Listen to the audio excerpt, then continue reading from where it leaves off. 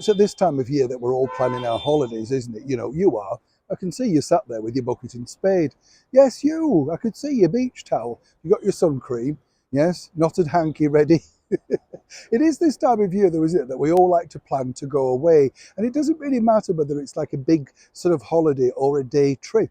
I love a day trip personally, you know, on a coach. There's a lot of anticipation, isn't there? You know, getting there, sitting on the front, dropping off, and then hopefully finding the coach on the way back. Have you done that? Yeah.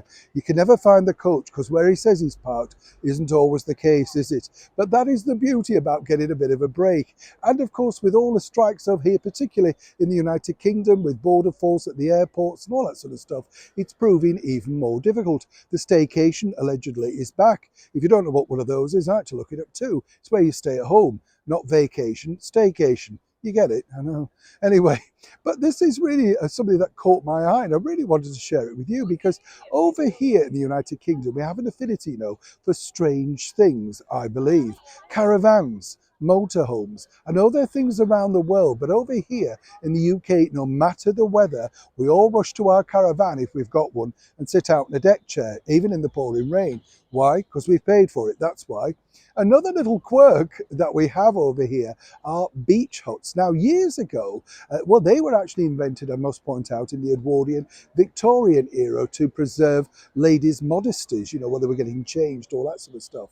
But now you really, seriously, have to have some money because a very resplendent, exclusive department store with, of course, links to the British monarchy have just designed a number of beach huts, and you can see them right now, but they're exclusive. They're not just any beach hut, you see, they're Fortnum and Mason beach huts. That's right. Not only that, they're decked out in the company livery, and of course, if you're sitting outside there, people truly know you've got money. Not only that, all the food that you would require, you know, the afternoon tea, the jams, the scones, everything like that will be also delivered to you in a personal hamper. Now, as you can see, they're an eye-watering figure.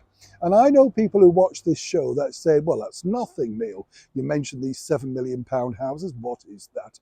I can see you're snapping up your purse now, aren't you? You're doing the scratch card. I know. I don't know if you're like me.